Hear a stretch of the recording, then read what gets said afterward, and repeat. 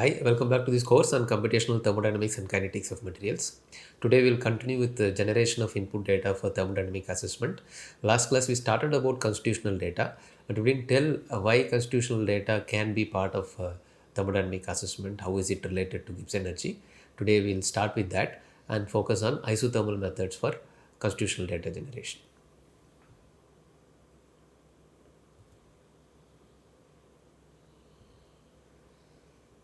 Right? These are going to be the content. Constitutional data, why is it a type of input data, and then determination through isothermal methods, especially the equilibrated alloys and the diffusion couple or multiple methods, and we'll see how metastable Gibbs energy data comes from phase diagrams. Why are constitution data a type of input data? Because phase diagram, this constitution data or phase diagram data are implicitly related to Gibbs energy. I don't need to explain too much on that. If I show this figure to you, you can recall Gibbs energy versus composition diagrams are the basis for phase diagram. You can see G versus X drawn at different temperatures T1, T2, T3 has resulted in plotting T versus X. This is the phase diagram. So the phase equilibria is dictated by Gibbs energy composition diagrams at different temperatures. So Gibbs energy as a function of composition and temperature tells you how the phase diagram is. If that is so, then if you directly get any Thailand information, anything about the phase equilibria, let's say single phase or two phase regions, things like that, all those things should relate to this kind of curves, right? Okay, the diagram implicitly means that Gibbs energy composition curves at different temperatures should look in certain way or should touch a common tangent in certain way. Only then you can get this kind of phase equilibria, right?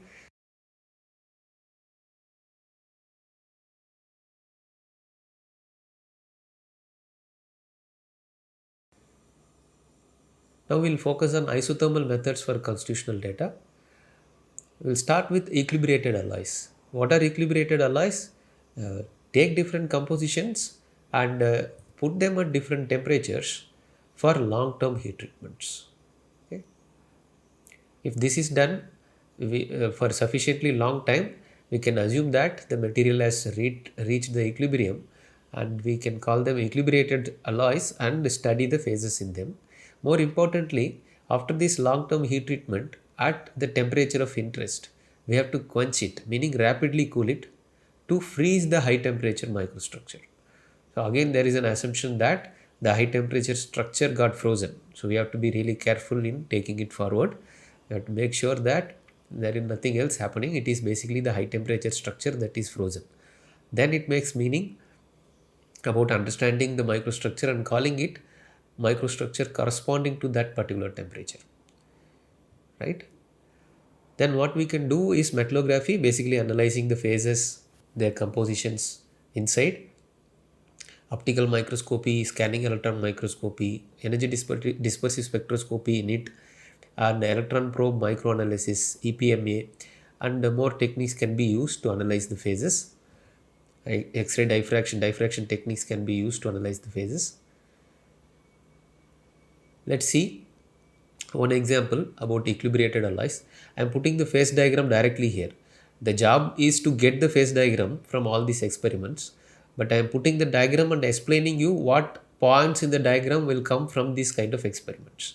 Okay, so now imagine this is this kind of a system, AB system, a simple eutectic system, and multiple compositions like these are selected and they are kept at this temperature. Okay, all these compositions in the x-axis you can see, and this particular single temperature is where they all are exposed for a sufficiently long time.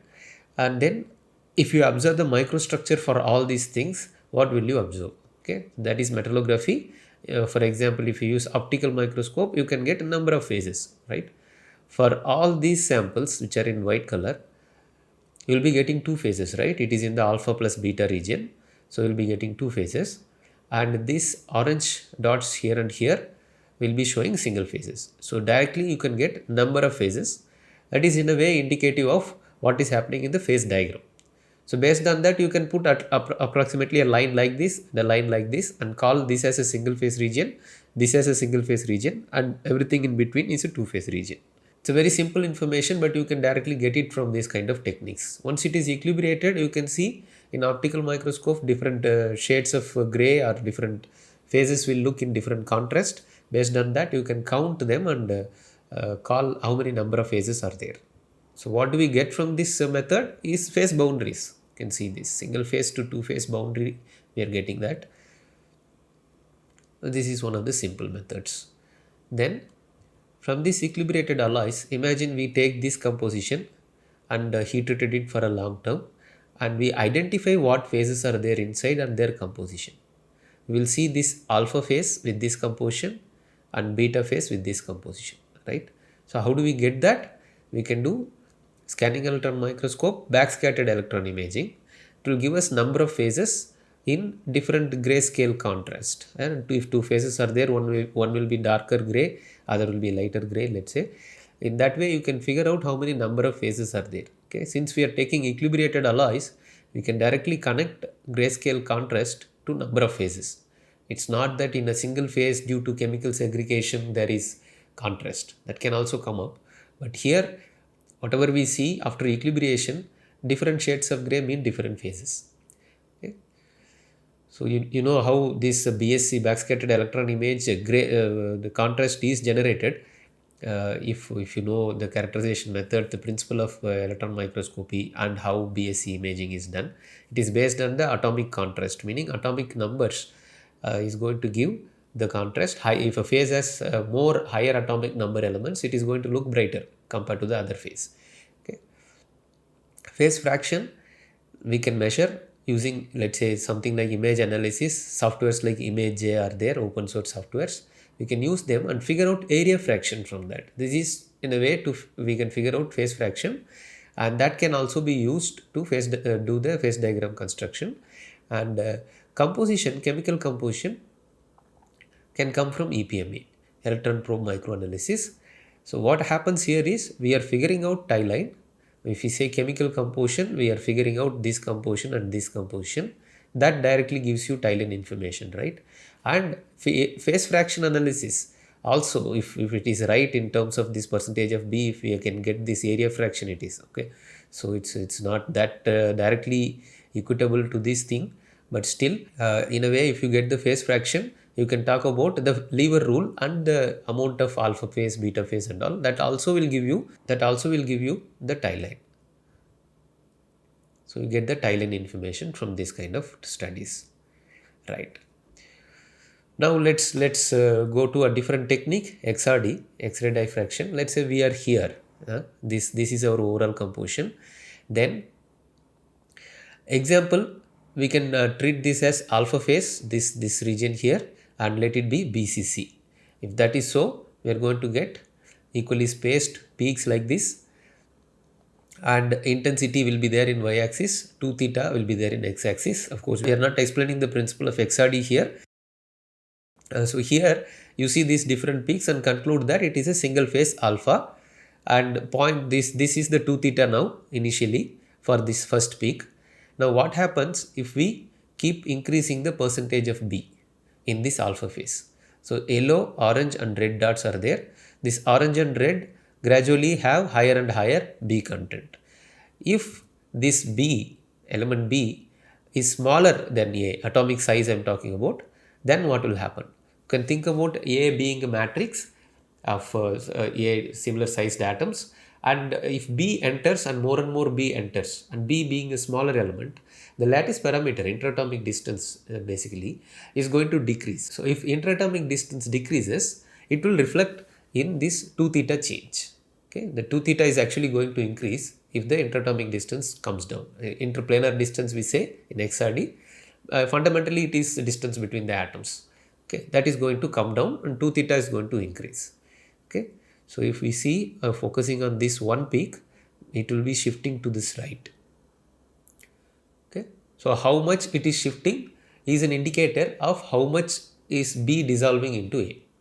Okay, and what happens if we keep adding more and more B? So if we add more and more B, we enter into these points here. They are all in same color because alpha's lattice parameter or this 2 theta value is not going to change further if we add more and more B, because alpha's composition will be this, the point here. This is where the tie line touches for this all this two-phase region, if alpha plus beta are going to be there, alpha's composition will be indicated by this point. Okay, so for all these overall compositions, although alpha plus beta both will be there, and beta content can keep on increasing based on the lever rule, but the composition of alpha is going to stay here. Okay, therefore the peak is not going to shift further. Therefore you can read that lattice parameter, or the amount of B that is dissolved for this maximum shifting in this theta, that is going to be the content of B, meaning the limit of solubility of B in alpha phase. So in a way you figured out Solver's line. Okay, as B percentage in alpha increases, 2 theta increases, lattice parameter of alpha decreases, beyond Solver's it remains constant. Okay, so in that way you figure out the Solver's line from XRD. Okay, so this is one use of XRD. One more use is here. Let's say we take this composition, alpha and beta both phases are there in that, and if we do XRD, we are going to get this alpha phase and this beta phase peaks will be there in the XRD, and you can figure out based on XRD peak intensity ratios, we can figure out what is the phase fraction. Okay, alpha phase peaks will be there. If you take the first peak of alpha and first peak of beta, the ratio between them is an indicator of what is the phase fractions. Okay, there is a way to do that. There is something called Rietveld analysis, and that can give a very quantitative picture of what is the phase fraction of alpha and beta. Okay, now these intensities indicate phase fractions. If we decrease the temperature, go from here to here, what happens? These points move here, therefore the lengths also will change. Lever rule lengths are going to change, therefore phase fraction will change. Therefore with respect to temperature, phase fractions change. Okay, if we measure phase fractions using XRD, we can get the tiling information through phase fraction measurement, not through the composition measurement. Okay. Now we will see about diffusion couple methods. In fact, when we saw shale solidification, we have introduced this idea of concentration profile using interdiffusion in copper nickel. This is an example for diffusion couple. If we take copper and nickel pure elements like this and put them at high temperature, let's say 1000 degrees Celsius for a long time, then interdiffusion between them takes place. And this is what happens after a short time. The concentration profile initially was like this: copper 100% in this left hand side, it's pure copper, and in nickel it is copper content is 0, and it goes drastically from 100 to 0 at the interface. This is how the initial concentration profile looks. But after a finite time, after a short time, what happens is the concentration profile becomes like this, meaning some copper has diffused to nickel side and nickel has diffused to the copper side, and this is how the concentration profile changes. Now this is a typical example of interdiffusion where a single phase forms. In fact, if you, instead of short time, if you give a longer time, we say infinite time, but we can call this as the equilibration time.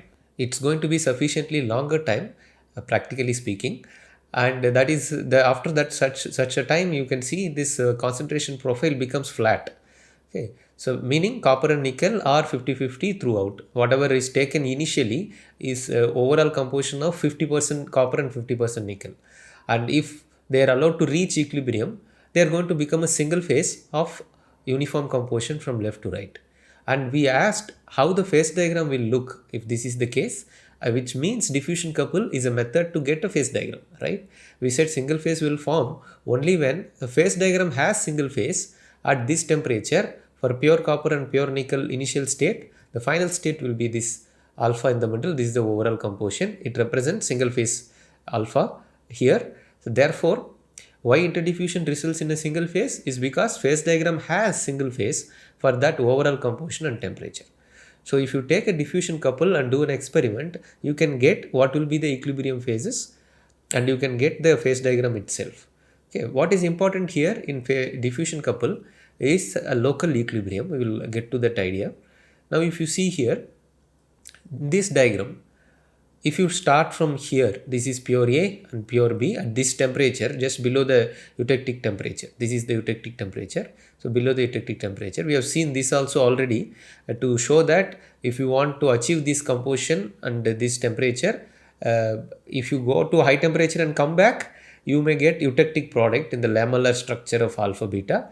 But instead, if you take a diffusion couple A and B and just attach them in the solid state and heat treat them, diffusion couple heat treatment, you will achieve alpha and beta, and the compositions of these two ends will move like this. So alpha is here now, beta is here now. So the initial pure A will reach this composition of alpha. Basically, more B is allowed to this A, and A becomes this alpha solid solution of this composition, and B becomes beta.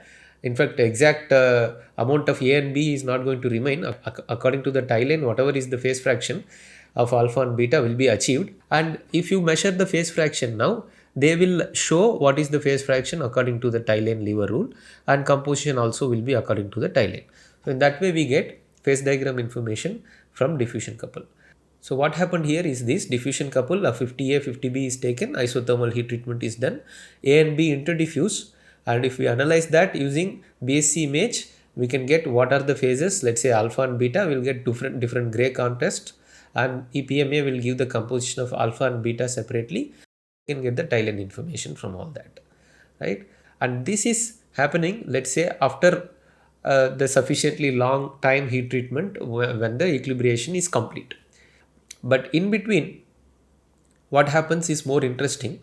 So here, what is important is the idea of local equilibrium, because that happens at all times, not only after the sufficiently long time for heat treatment to achieve the equilibrium.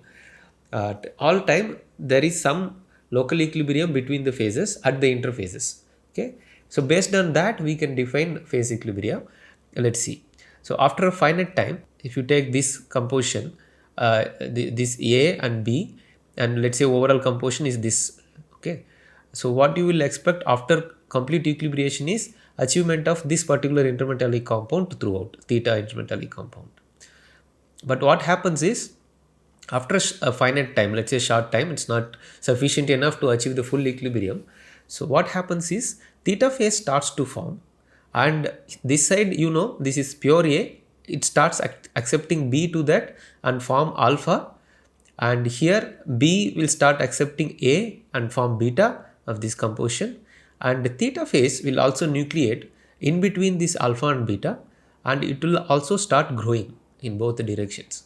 Okay. Then if you see this line here, it is local equilibrium line between alpha and theta. What does it mean by local equilibrium?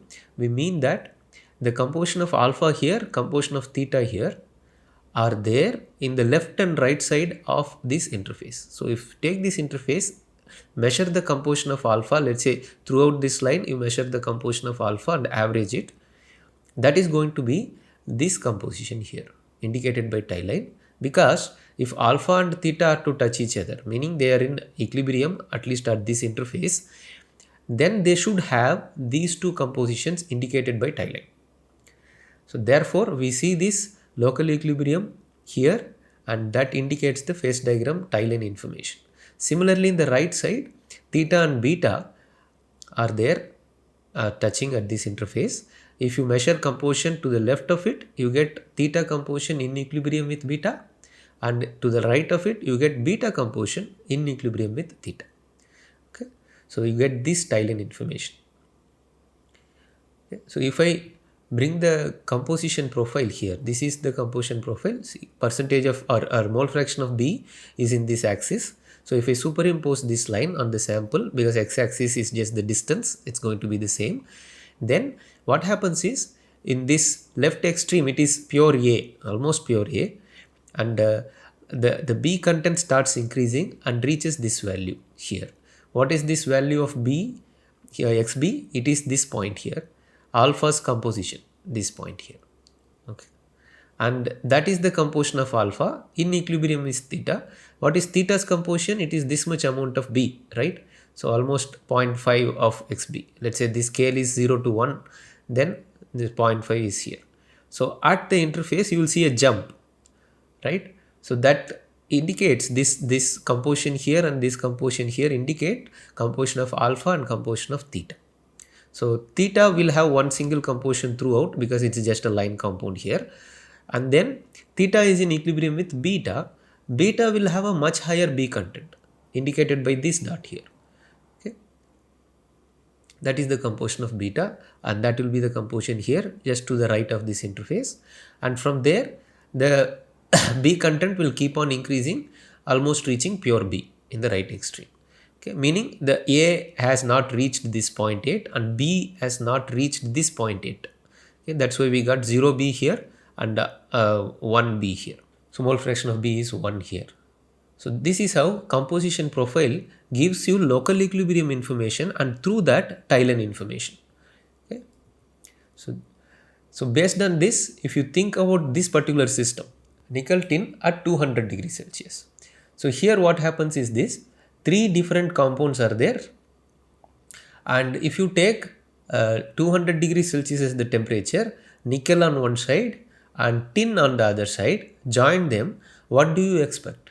You may expect local equilibrium between this compound and tin, and then next to this compound one more compound will be there, and the local equilibrium will indicate the tie line between them, and then again you have these two phases, one more phase will be there next to it, and the interface will show local equilibrium between these two phases giving the tie line information here, and then Na3SN and nickel tie line information will come from one more local equilibrium. So you expect from nickel to tin 3 different phases in the diffusion couple forming, and each interface giving you this tie line information.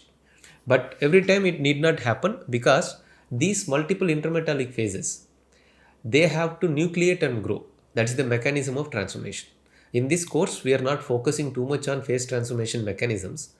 So you understand there is something called nucleation and growth for any phase to form, especially the diffusion controlled phases. They have to form by nucleation and growth. A nuclei of that particular phase composition and crystal structure should form. It will have an interface. It is difficult to form. Okay, and if that cannot happen, then some of these intermetallic phases can even be absent.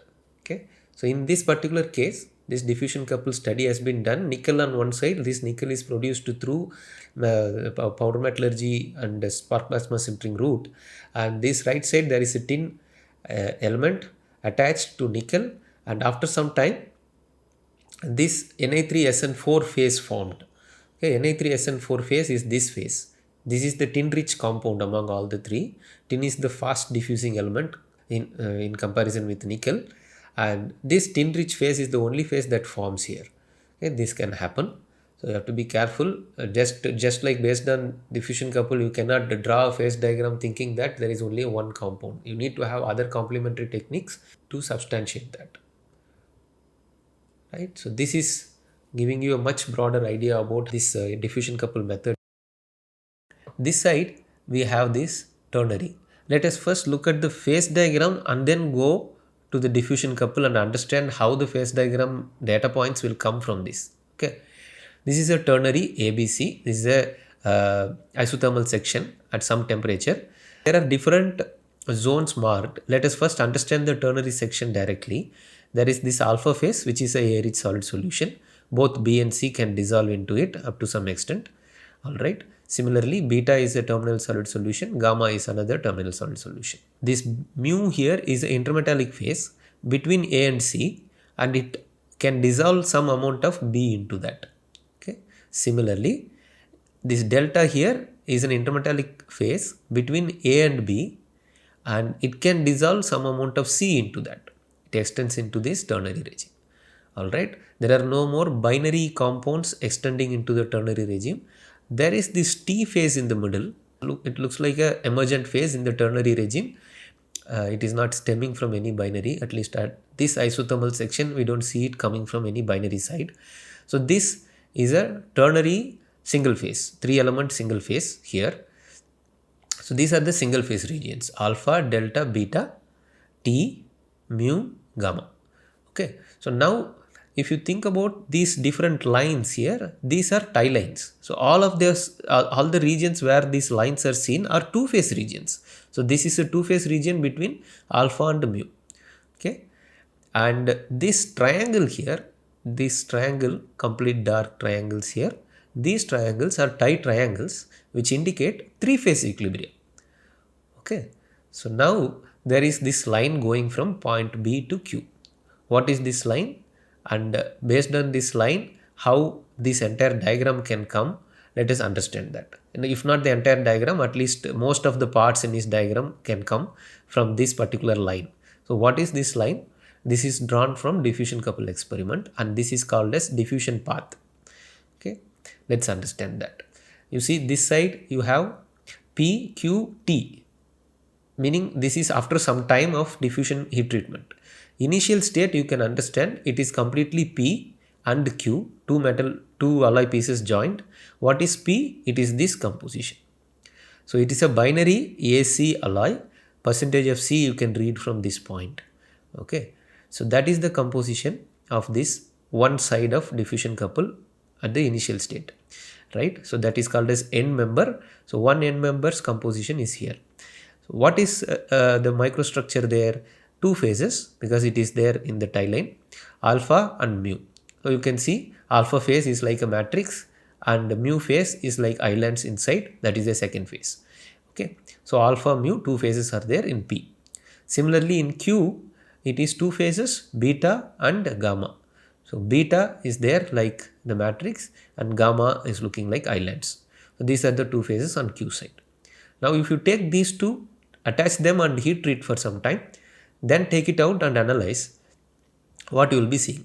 You will be seeing that in the middle there is this T phase, single phase, and it is growing.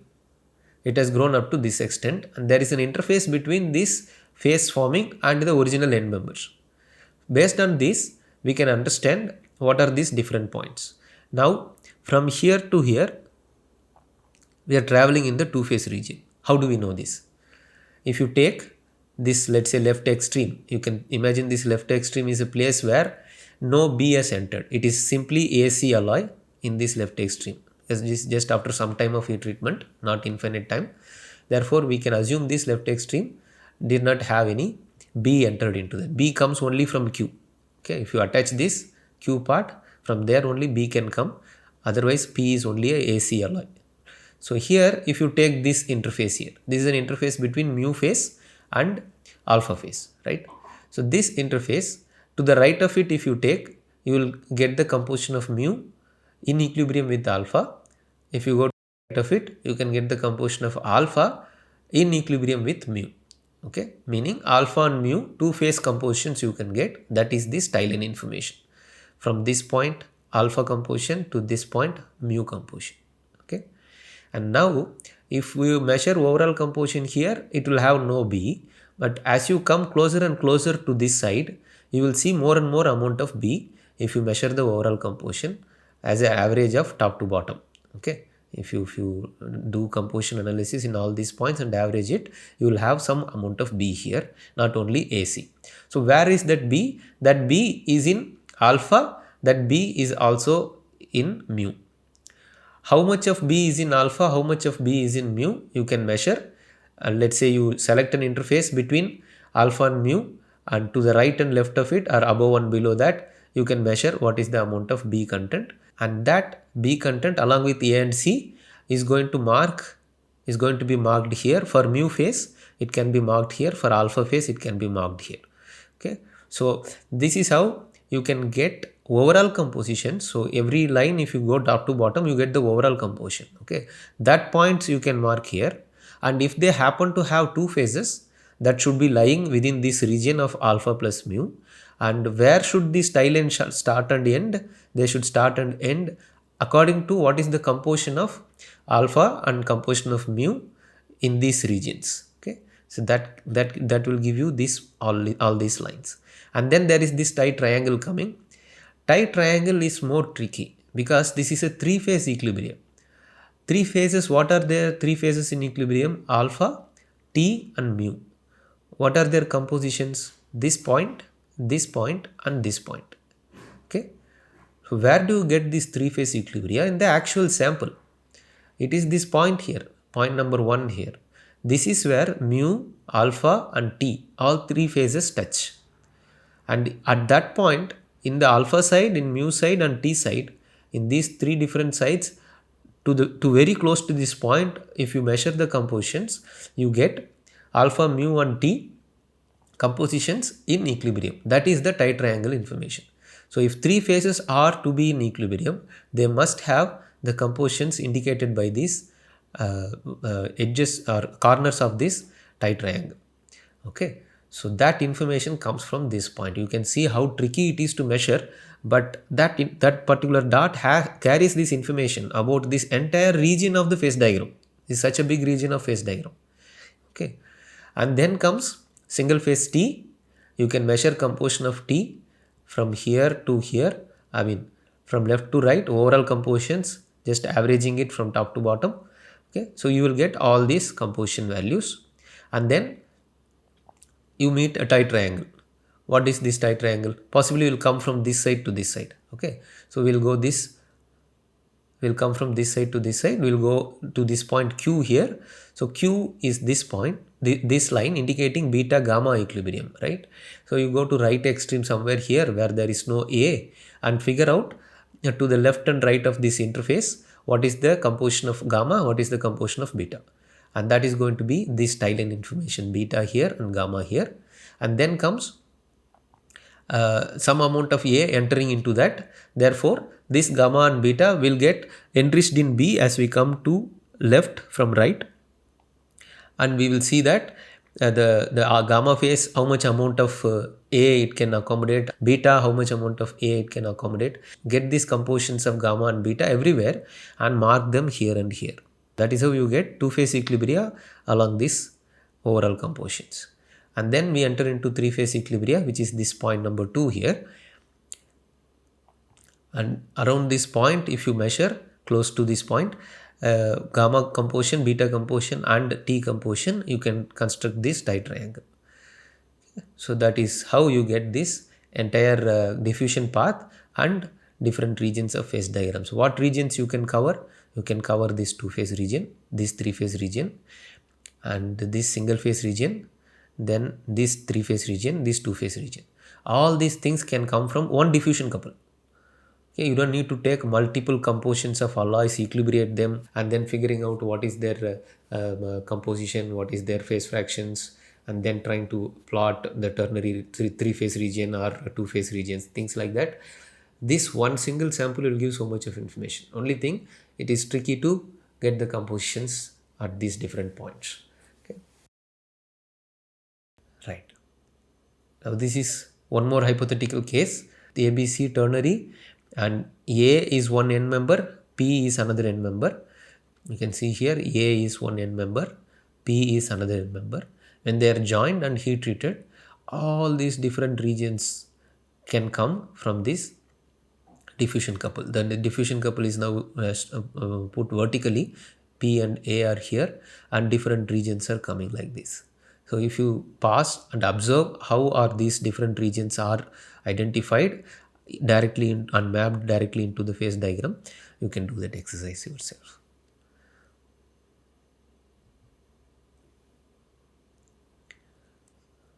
Now this is some of the things that we need to be careful about when we do the diffusion couple experiment.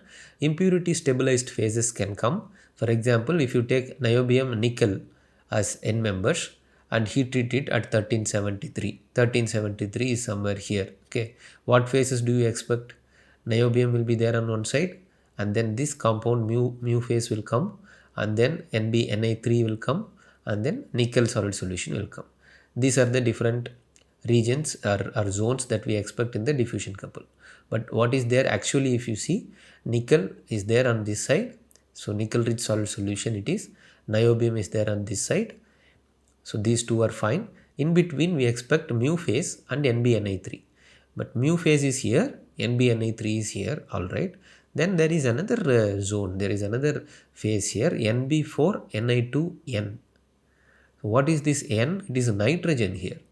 But our diffusion couple is between Nb and Ni. Where from this nitrogen came? Nitrogen was an impurity in these N members, either in nickel or niobium, or possibly in both. Nitrogen was there, some amount. And that nitrogen stabilizes this particular phase, Nb4Ni2N. When, let's say if it is in Nb, provided there is a nickel availability, this Nb4Na2N phase is more stable with nitrogen's presence. So this is a impurity stabilized, nitrogen stabilized compound, and this appears in the diffusion couple. So you should not be misleadingly treating this as a new NbNi phase. It is a ternary compound, Nb4Na2N. It's a 3. This has to be identified in the NbNiN phase diagram, not in this phase diagram. Okay. So that way impurities can create a lot of problems in this kind of studies. Right. How do we identify which is the impurity stabilized phase? Let's think about this. This is this top, all these things are equilibrium delta phase, meaning in the phase diagram what we see as delta is equilibrium phase. Okay. Then here what we see as delta is impurity stabilized phase. Okay. This delta phase is impurity phase now. So if these two different phase now this impurity phase means that this should not be there in the phase diagram, right? So if we only based on diffusion couple, if we plot a diagram, we may plot this as a phase. Okay, it should not be there. How do we know that? Okay, this is the diffusion couple. If you see, if you start from here to here, alpha phase, after that gamma should come, then delta should come, then beta should come, right? Alpha phase, gamma, delta and beta. And Nb here is mole fraction of B. You can see it is going from 0 to 1 and it is basically increasing like this, basically indicating the two-phase tie line information, this composition and this composition. Gamma and alpha compositions are indicated by this. Gamma is a line compound, delta is a line compound. So therefore you have horizontal line compositions there. Between gamma and delta there is a jump in the composition, that is this. Okay, then there is beta phase. All right. Now after some time what happens? This is after some time, and if you increase the time, what happens is this. Okay, you see delta phase has grown, the delta region has grown, delta phase itself is expanding. X is basically the position, the distance between left to right. Okay, and that position for delta phase is now widened. It means delta phase is growing. Okay, and if d delta square is indicating the size of delta squared, it is basically about the growth rate of delta, and it keeps on increasing like this with respect to time. Okay, this is happening in the equilibrium delta phase. When this delta phase is equilibrium phase, the gradual expansion of that phase is seen in the sample. Where when it is impurity phase like this, it has formed after some time, but with respect to increase in time, it is not growing. Its width is actually constant. And if you see here, its width squared, it is like this. It is increasing up to some time, and after some time it is constant. Why? Because this phase has consumed all the impurities that were available in the raw materials. Okay, because of that it's saturated, its size cannot grow. So this is an indicator of this phase being an impurity phase. Okay, so one has to be careful in analyzing the diagrams like this. Now this is diffusion multiple. I am not going to show how the phase diagram comes from this, but the setup of this is here. This is already looking quite complex. You take a metal piece like this, okay, and that is, let's say, cobalt, and inside there is a cavity which has this square cross section, 14 millimeter by 14 millimeter. The diameter of the entire thing is about 1 inch, 25.4 millimeter, and height is given here. Okay, so this kind of setup is taken. And inside that, for the same height, 7 mm by 7 mm, half of this length. Meaning you can take 4 pieces like this and insert into this. Okay, and there are also caps. So you can put 4 pieces like this inside, keep the caps and weld them, weld the entire structure. And the 4 pieces that you kept inside are 4 different materials. This is the cross section. Cobalt is there in the outer, and the hole is made in the cobalt. Nickel, niobium, molybdenum, chromium, 4 different elemental pieces are inserted into that. Okay, so if different phases form, each of them have different volumes. If volume can expand, contract, this entire structure may even collapse. That is, the diffusion multiples can create a lot of problems when during the experiment. But if you are successful in getting all the phases without too much of damage, then you can start analyzing that and understand phases. So many phases, so many ternary sections, binary sections can be drawn from this diffusion couple's output. So that is, in one go you are getting so many phase diagrams. The analysis is going to be really tough, but experimentally this is very efficient. So that is about the diffusion couples. Now one more important idea, Gibbs energy determination in metastable regions for a phase. Okay, what am I talking about? If you think about the SGTE single element database itself, there we said for any element in 4-5 different structures, we can get the Gibbs energy descriptions from SGTE. How? Chromium is BCC all along in nature. How do you get chromium's Gibbs energy in FCC structure? Okay, let's see how. This is one method for that. You see here what is given is nickel chromium and chromium platinum. Two phase diagrams are given here. If you see this region here, this is FCC. What is this FCC? Nickel accepting chromium into that. Okay, so that is how the FCC region is this much. It has significant amount of solubility for chromium, although chromium is a BCC element. Okay, and here you can see BCC chromium, and it is also having a range indicating that nickel dissolves in chromium. All right. So these are the two regions in the phase diagram. If you look at this dotted line here, that is extending this FCC up to this point. Okay. So now if you extend this FCC structured chromium will have this melting point. That's the meaning here. And this is how the phase boundaries will look, liquid to solid boundary. Okay. Similarly here, if you see, this is chromium platinum system. Platinum is FCC structured element and it accepts so much of chromium into that. Okay. So if we extrapolate these two lines up to this pure chromium side, this is where they are going to meet. Alright. So now you get the phase boundaries like this. You know, if there are phase boundaries like this, two phase regions are there, then tie lines should come there indicating equilibrium there. Right. If that is so, then how the common tangent should look in the Gibbs energy versus composition plots. If the common tangent should look in certain way, then how the Gibbs energy curve should look. Okay. So in that way, FCC Gibbs energy can be plotted to regions where FCC is not even stable for chromium. Okay. So this is how this extrapolation of Gibbs energy in metastable regions can be detected. Okay. Right. Okay. Thank you. I hope the lecture is useful. See you in the next class.